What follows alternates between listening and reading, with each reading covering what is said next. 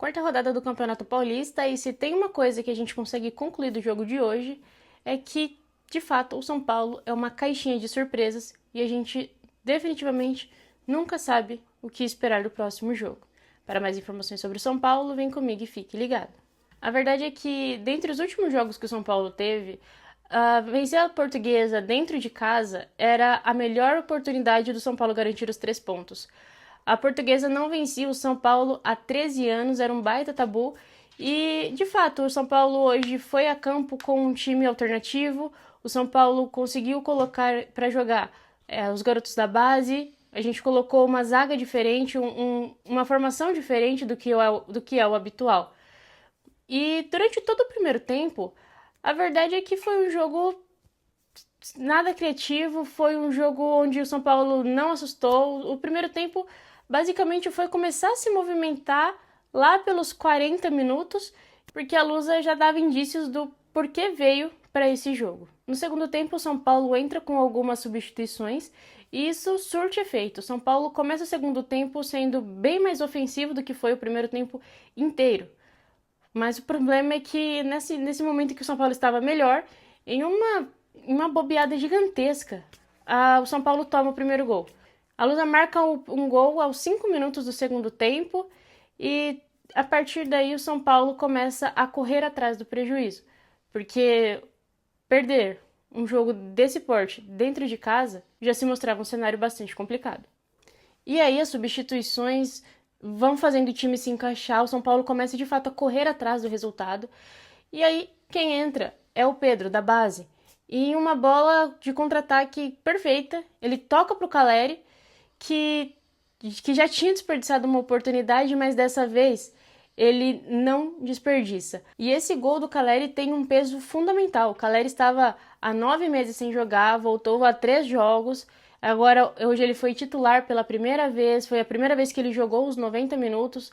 E ele tinha acabado de perder um gol sozinho, só ele e o gol. E então esse gol foi extremamente importante. O São Paulo estava de novo na partida, o São Paulo tinha empatado. E aí, nesse momento, o Crespo simplesmente opta por desmontar o esquema tático. Ele tira um lateral, coloca um atacante, e aí, nesse momento, todo o time fica perdido. Não precisa de nada. Em menos de 5 minutos, o Nicolas comete um pênalti. E aí, novamente, a Portuguesa está na frente. A partir daí, o São Paulo vira uma extrema bagunça. O São Paulo completamente perdido, se torna um show onde todos erram passes simples. E aí, como se já não bastasse esse cenário, a Lusa consegue marcar mais um gol. E tudo que tinha sido de morno no primeiro tempo, de sem criatividade, se torna totalmente oposto nesse final de jogo. O São Paulo, de fato, começa a criar por todos os lados. O São Paulo começa a se dedicar, de fato, até o último apito para conseguir reverter essa situação. E aos 91 minutos, deu certo. O São Paulo consegue, com uma cabeçada precisa do Calleri, marcar o segundo gol.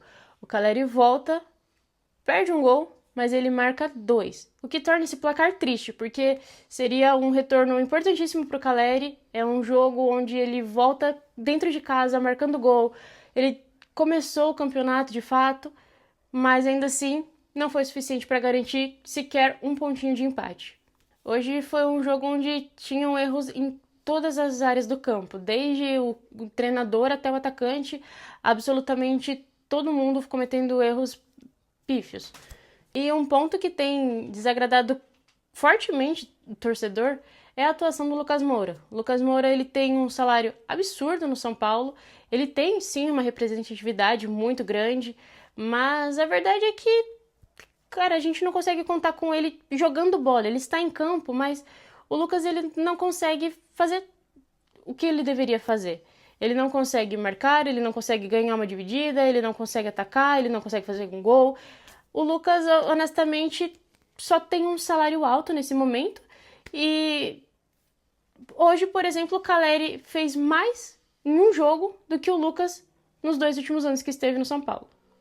E essa derrota veio logo depois de um clássico majestoso.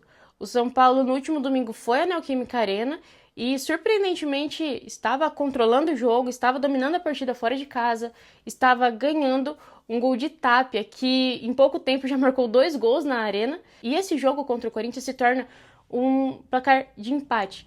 O São Paulo segura o placar de 1-0 até os 90 minutos, e aí no último minuto de jogo, em uma bobeada besta, em uma jogada besta, o São Paulo abre margem para o empate.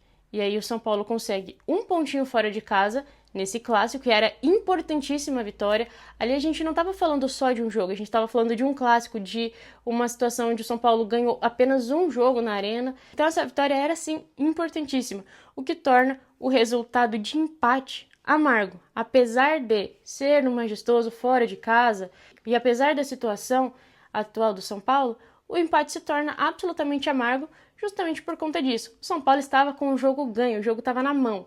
Agora o São Paulo tem uma vitória contra o São Bernardo, 2 derrotas e um empate. Ou seja, são 4 jogos e apenas 4 pontos. Hoje o São Paulo ocupa a 12ª colocação e é importantíssimo a gente recuperar. A gente tem um próximo jogo que é mais um clássico e a gente não pode mais bobear, para a gente não correr nenhum tipo de perigo no Campeonato Paulista.